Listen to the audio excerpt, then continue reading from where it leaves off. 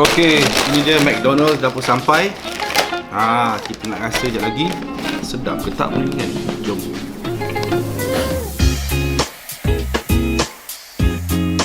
Betul-betul rambut lu tapi sebenarnya pakai cap sebab aku aku tak mandi lagi ni. Tapi tak apa, sebelum aku mandi aku nak try dulu makanan ni depan aku ni, iaitu ayam goreng McDonald's 3 times spicy. Aku baru balik daripada Prague. So masa aku dekat Prague, aku ada tertengok iklan ni dekat YouTube lah. So aku rasa macam memang terliur lah, sebab dekat sana memang of course KFC dengan McDonald's dia tak halal. So boleh makan veggie ataupun fries saja kat sana. So makanan halal pun susah nak dapat.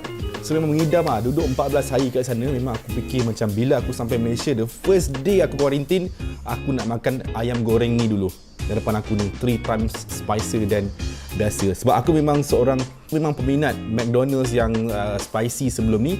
So bila keluar 3 times spicy ni, aku rasa macam aku kena try. Okay, sebelum yang 3 times spicy ni, aku pernah try sebelum ni. Aku rasa dalam tahun lepas ataupun sebelum COVID tahun 2019, McDonald's ada keluar juga yang versi spicy. So memang spicy betul, aku dah try dan ada kat dalam YouTube channel aku. So apa yang aku nak try ni adalah 3 times spicy. Tapi sebelum tu, sambil-sambil aku nak try ni, sambil-sambil aku nak rasa-rasa, nak share dengan korang, aku nak juga cerita pengalaman aku, macam mana aku masuk Malaysia daripada Prague, macam mana proses-proses my sejahtera dan sebagainya. Jadi ini cerita tentang hari aku kuarantin dekat rumah. Ini hari pertama aku. So aku dah pakai gelang pink. Kalau korang boleh tengok, tak fokus. Gelang pink. Gelang pink ni adalah gelang untuk mereka yang dalam pemerhatian. Kalau dalam sistem My Sejahtera, dalam pemerhatian, yang biasanya yang balik daripada overseas lah. Kita orang yang dah divaksin lengkap, kita orang yang dah divaksin lengkap akan kuarantin dekat rumah hanya tempoh 7 hari. Jadi ini hari pertama aku kat rumah. Family aku semua aku dah hantar balik kampung. Okay, let's do this. Bismillahirrahmanirrahim.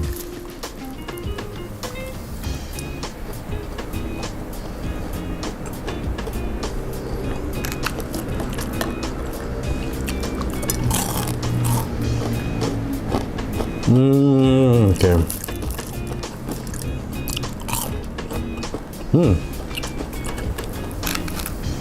Pedas betul.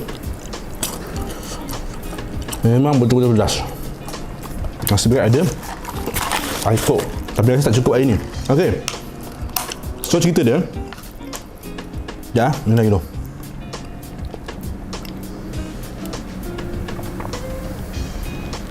Aku dekat Prague selama 14 hari.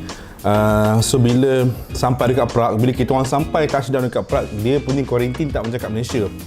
Dia punya proses-proses untuk masuk ke dalam negara tu tak macam Malaysia. Jadi bila kita comparekan antara negara Malaysia dan juga negara sana, cara kemasukan dia, aku tak sure dengan negara lain, tapi dekat Czech Republic, bila kita masuk tu kita kena ada tujuan lah. Dia akan minta ada dokumen sama ada kita masuk ni atas urusan pelancongan ataupun bisnes. So basically dia akan lepaskan macam tu je. Tapi as long as korang ada tunjuk ataupun ada print dokumen yang menyatakan bahawa korang ni dah divaksin sebanyak 2 dos, maksudnya vaksinasi lengkap lah. Sekejap makan dulu. Dan di kawasan indoor dia memang diwajibkan pakai sama macam kat Malaysia. Tapi bila nak masuk airport, kena pakai face mask N95, diwajibkan pakai untuk masuk airport, untuk masuk dalam flight. Sekejap, pedas. Pedasnya. Sebelum kita fly ke sini, disyaratkan untuk mengambil COVID test.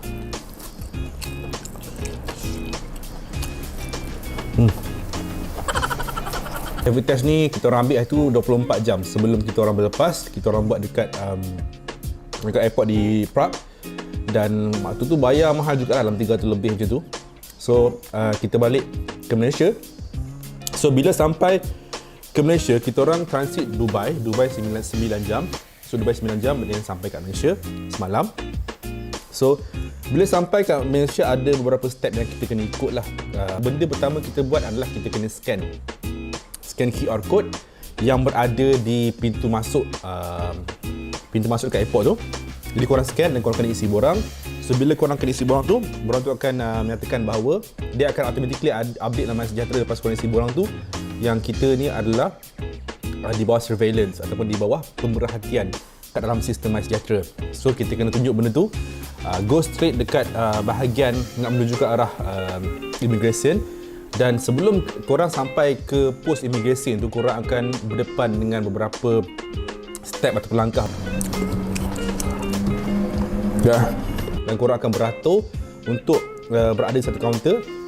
So kaunter adalah kaunter yang dibuka oleh KKM untuk korang melalui proses-proses saringan. Ada beberapa orang staff yang berada di situ yang akan tanya korang few question.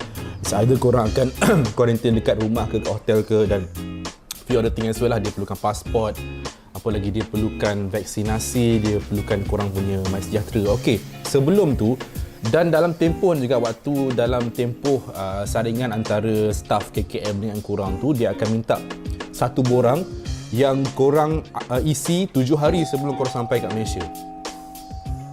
Siapa tu?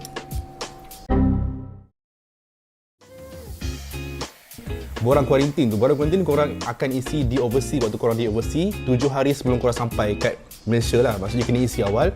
So borang tu korang akan isi dan akan dapat approval daripada KKM. Sama ada KKM melepaskan ataupun tak untuk korang kuarantin di tempat yang korang minta, sama ada di rumah ataupun di hotel, atas pertimbangan beberapa faktor lah. Jumlah penghuni dalam rumah tu, ada orang tua ke tak, ada budak ke tak. Dan luckily aku punya permohonan diluluskan sebab kat rumah ni aku duduk seorang. Maksudnya anak bini aku semua aku dah hantar balik kampung.